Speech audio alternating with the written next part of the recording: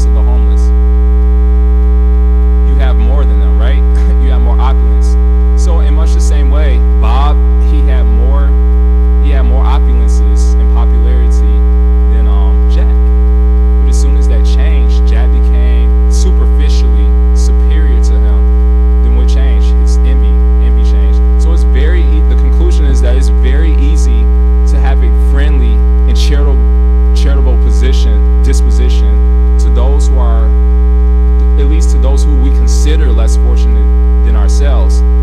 But the real test of one's genuine, charitable, and friendly disposition is to be friendly in body, mind, and words to those who superficially may ascend above us, essentially. That's the real genuine test of one's charitable disposition. So it's very, it's not so difficult to be friendly to people we think are less than us. Why? Because we're puffed up. But the test of our sincerity, our genuine character, is that if we see that somebody's, it's only superficially, it's a position. Just like, why should we be envious of anyone?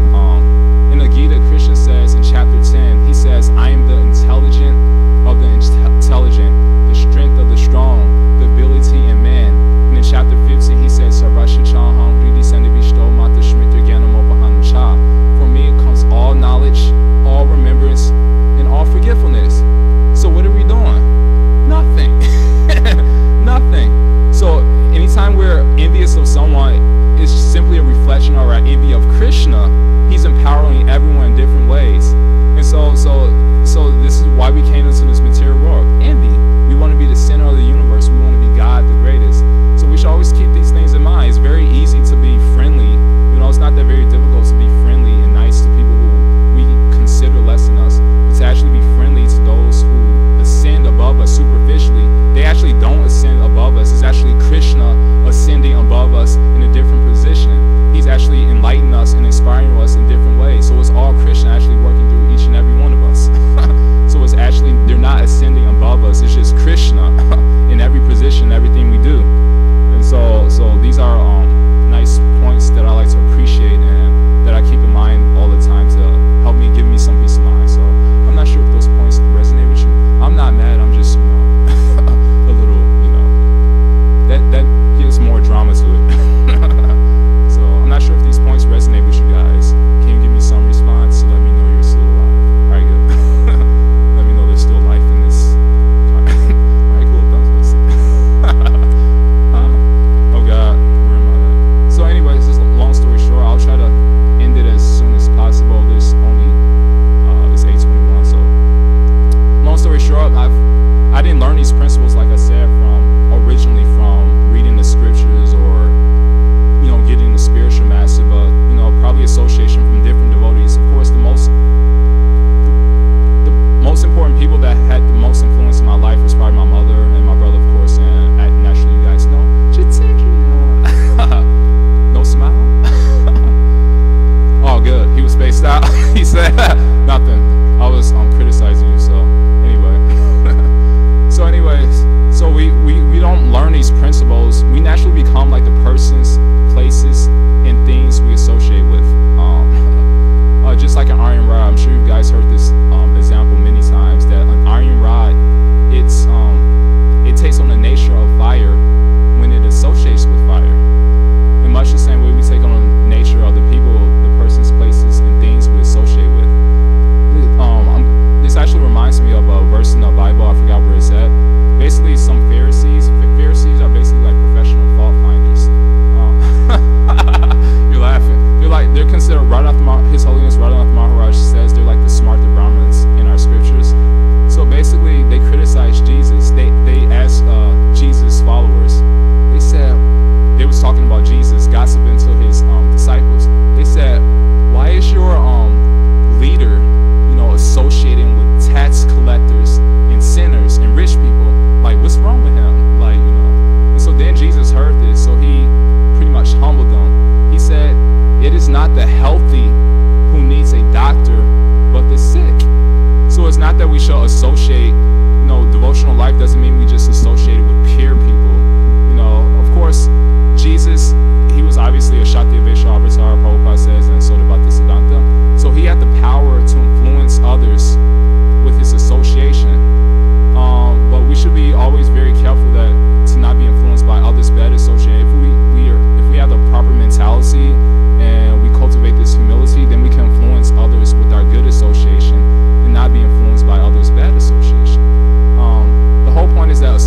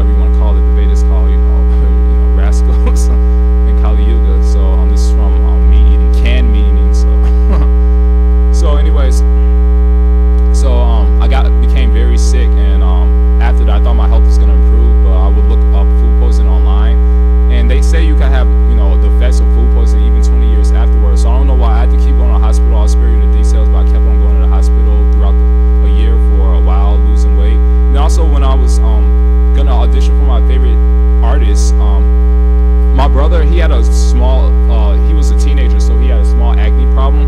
And so he brought, different stuff to clear his skin, but I used it on my skin. I didn't have no problem, but I wanted to, make my skin smooth for LA or whatever. And so I don't know why I kept using it. Actually, there's been many experiences in my life recently that made me realize that all my difficulties have been orchestrated. It's a long story, but we should never, feel disappointed at difficulties that come into our life. They're actually secret blessings that we may not see in retrospect. So long story short, I kept on using this on my skin. I started losing weight. I actually read about a parasite that robs you of nutrition. I forgot what it says. There's actually a particular parasite that robs you of all your nutrition. I'm not sure if you guys heard about that. I'm not sure what it's called. Anybody familiar with that? No? Anyway, so yeah, I think it's something like that. Anyway, so I assume that's what something I had. So my health wasn't improving, and long story short, I didn't go outside except to the hospital for 9 months. For 9 months. And I was very depressed. Our mom was very strict growing up, so I never took to drugs or alcohol, because I'll get to that. But she was very loving. I wish I could glorify her. She's a very private person, so all I could say is that she showed me and my brother a lot of love growing up. We didn't have much, but that was the essence of her life and her glorification. So I'll just say that. So anyways, I want to go outside for 9 months. And so my brother would always come to me and say, His Holiness, when Ranat Maharaj would come back in town, he would say, His Holiness Maharaj, he keeps asking about you. Why don't you come and see him? So then I was like, why? I'm like, can he leave me alone, essentially? I'm like, I would rather drown in my depression in the three modes of material nature. So that essentially I was saying this at first, but constantly my brother would kind of nag me. This is what I thought it was a nag at first. He was like, why don't you come and see him? His Holiness Maharaj keeps asking about you. And so then I was like, somehow or other, I started coming to the temple again. Had a lot of nice experience with His Holiness Radhanath Maharaj. Very, you could kind of call it like a father-son relationship, because this was before his book came out. I didn't, it was very familiar, and it's kind of like Arjuna and Krishna. Oh God, I didn't know who you were. That type of experience. And so the mercy of the Vaishnavas, they'll never allow us, that's the nature of a Paradukkha Dukhi Sadhu, that they'll never allow us to drown in our threefold miseries in the most material nature. That's their mercy. Vancha Kalpaturu Shah Kripa Sindhi Evisha Patina Tanam Padinebio Vaishnavebio Namo Namaha. And so, I can't, leave my body without kind of expressing. There's no words to express my gratitude, obviously, but I'm given this opportunity, this small opportunity, whatever I have, to kind of express my gratitude to him. And so, long story short is that we can't know anything about we all have personal stories, personal things that we usually don't reveal to people. So in chapter 4, verse 3 of the Gita, what does Krishna say? Does anybody remember? No, not that. It essentially says that you are my devotee and a friend, and that's why I'm revealing these things to you. It's because you are my friend and my devotee, and therefore I'm revealing to you this yoga science. So what does yoga mean? It means to connect with God. And so in our spiritual life, we can also apply this to each and every one of the devotees. We cannot properly connect to each other if we're always judgmental or always proud or always envious or always condescending. Then devotees will never reveal anything to us. So it's the same with Krishna. He'll never reveal anything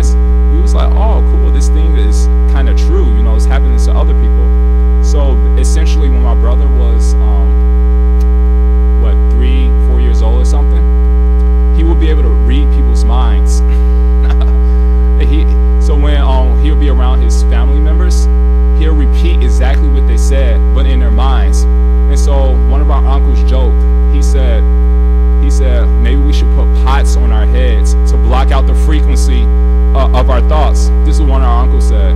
So this is one of his jokes. So there was another experience that I talked to my brother about maybe several months ago. We lived in a house haunted by ghosts. Of course, I don't remember. I was probably like 3 at the time or so. And so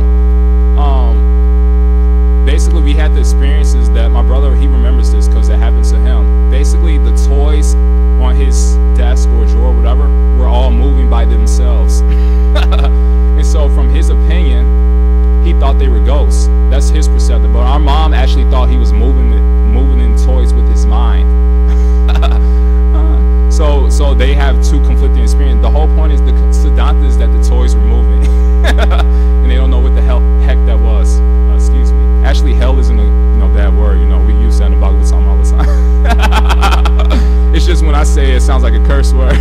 I could say flower and it sounds like a curse word. So anyways, so that's one experience. There's many other experiences, but one experience with my mom, the reason I'm bringing this up, even though she doesn't like me to bring it up, is that she told one of her family members, don't get in the car today. I don't know why, and of course they didn't listen. They wind up getting in a car accident. Luckily they were, fortunately they were, okay afterwards. But they had some back problems. And so one other experience that I remember is that she was on the train and she doesn't know. She said, I don't know why I'm getting this inspiration, but she told this one guy on the train, you need to check your prostate. And he was very surprised. He was like, how'd you know? She was like, I don't know. So the whole point is that the essence of this is that we all have the ability. We shouldn't think these are very spiritual. Mind reading or psychic abilities, they're actually not spiritual. They may sound surprising